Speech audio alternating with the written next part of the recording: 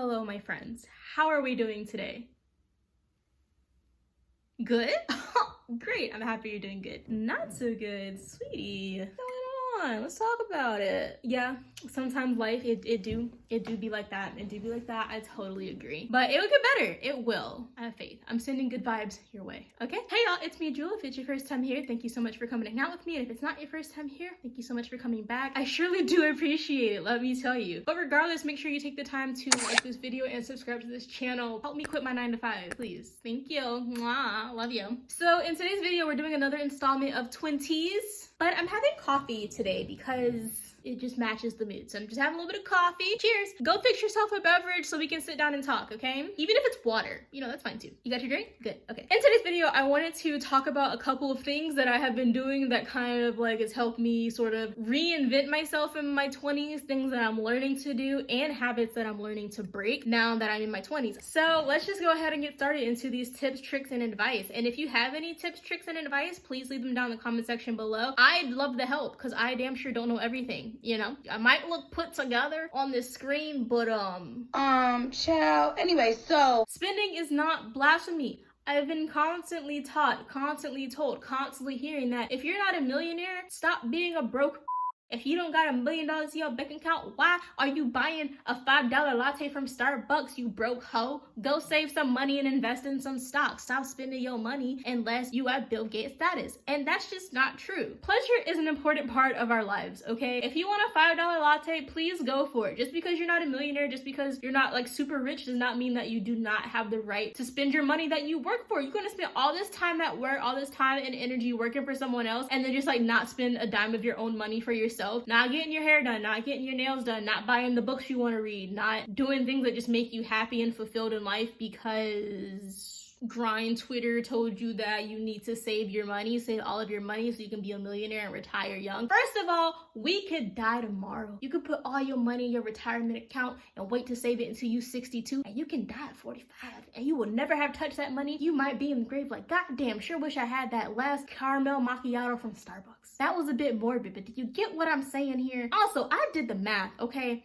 Math is not my best subject, so if I did these conversions wrong, please roast me in the comments section. People always say save enough money, become a millionaire, right? You know what it would take to save enough money to become a millionaire? Because this isn't really how money works, but people lie to you, and I've learned this. Okay, if you put $500 a month away into your savings account, right, and you don't touch it, and I feel like $500 is pretty lofty amount to save for most people, okay? So if you put $500 a month away to save to become a millionaire, you would have to save for 2,000 months. 2,000 months divided by 12 months, because there's 12 months in a year, is 166 years. That's what you would have to save to become a millionaire. Go buy your coffee. Just enjoy your life. And that goes on my next thing. Grind culture is not for me. That shit. I am not trying to work 80 hours a week. I am lazy. I am a Taurus. I am taking back the word lazy.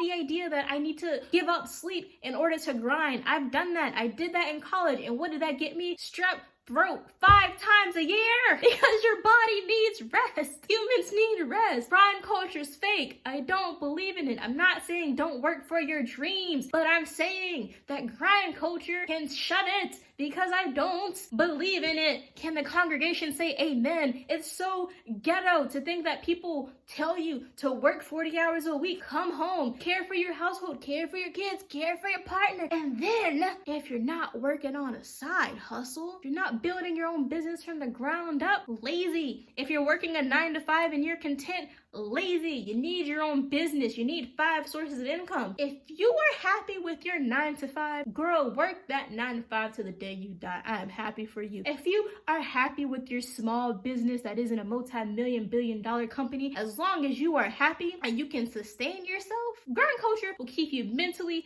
financially, and physically enslaved. Because if you don't rest, guess what? You're doing nothing but shortening your telomeres. If you don't know, telomeres are something that you have inside your body. I can't remember exactly what they are, exactly how they work. But the point is, for the most part, they determine how long you're gonna live. You only get a set amount of telomeres per human body. Stress causes those telomeres to shorten rapidly.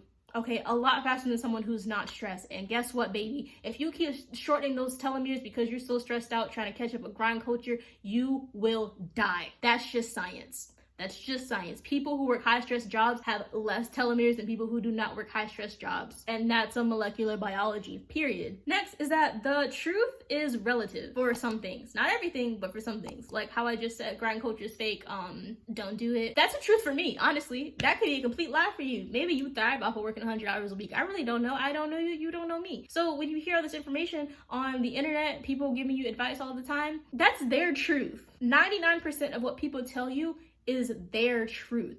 You have to figure out what your truth is and then live by that. It's great to get advice from other people. It's great to pull inspiration from other things, but your truth is only yours. No one on this planet has the exact same truth as you do. You have to figure out what your truth is, and then once you figure out what your truth is, oh my God, I feel like that's when your life begins to just flourish and prosper. I'm still trying to figure out my truth, but as soon as I figure it out completely and fully, you hoes better watch out. And that also just goes to truly do what makes you happy.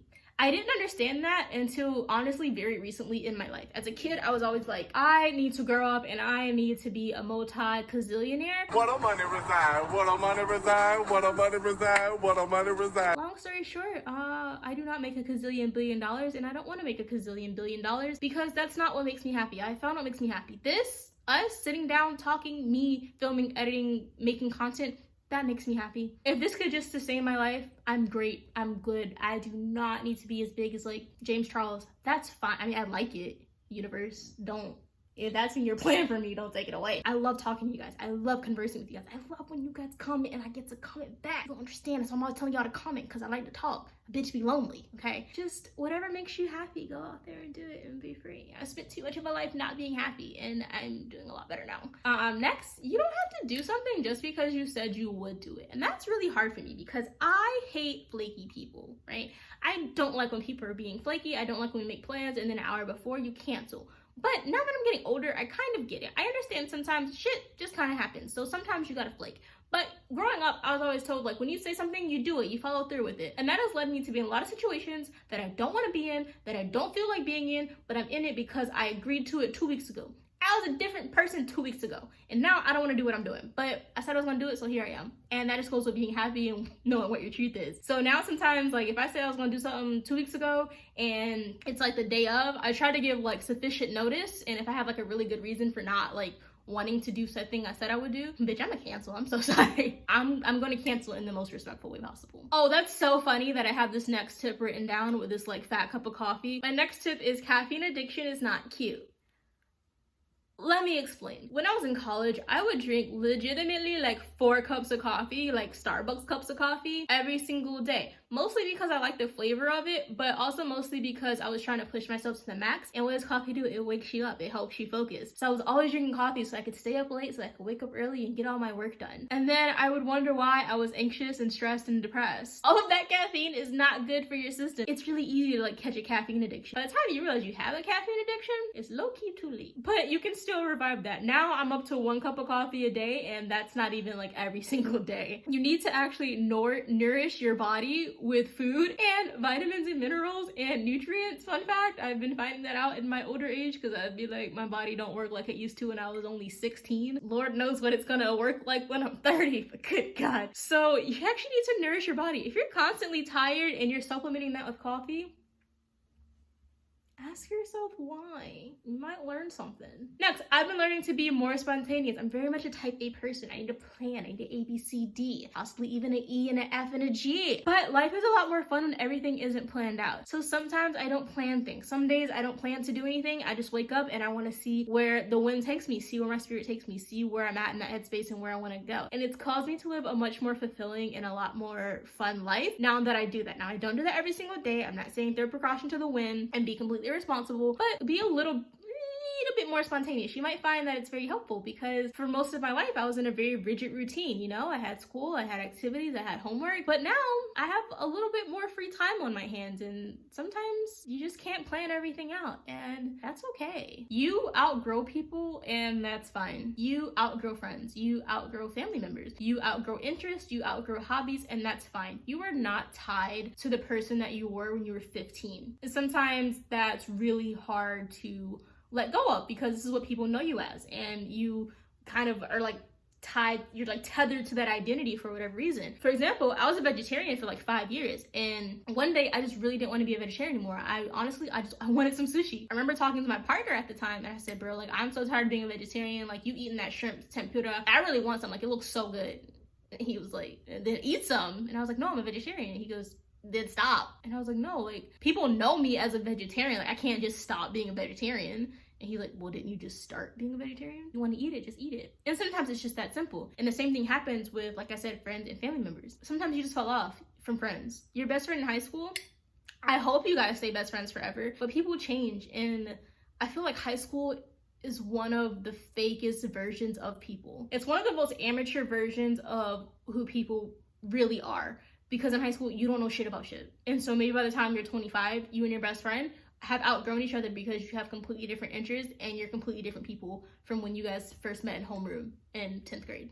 And that's okay. You know, no hard feelings. Like, it's fine. It's hard. It can be really hard, but it's fine. Unlearning to do, which is to finish all of the food that's on your plate. That's not even something that my mom instilled in me. It's just something that you always hear, like, you're like, oh, there's people starving in Africa, and it's like, so eat all your food, even though that quite literally makes no sense. As someone, I hate to toot my own horn, but as someone who has like traveled to quite a few different countries, American portion sizes are quite literally ridiculous. And I feel like we're conditioned to just eat more because of how much food is on our plate and the whole idea of like, don't waste food, eat all of your food. When I started actually eating until I was full, bruh, that was a life changer. I find that sometimes I wouldn't even eat like a third of my food, like sometimes just so much food. So I stopped eating everything that was on my plate. I don't force myself to eat everything that's on my plate. That's all I really have to say about that. And my very last thing to tell you guys is that you create your own reality. That can be hard to understand, to digest, and to accept, especially when things in your reality are not great and they're not where you want them to be. But in actuality, you create your own reality. So please go out there and make it a good one. Okay, that's all the big sis advice that I have for today. Cheers. Blink. I will see you guys next video. Make sure to like this video and subscribe to my channel because it really does help. Can't wait to see you guys next time. Have a great day, have a great week, and have a great life, my love. Bye.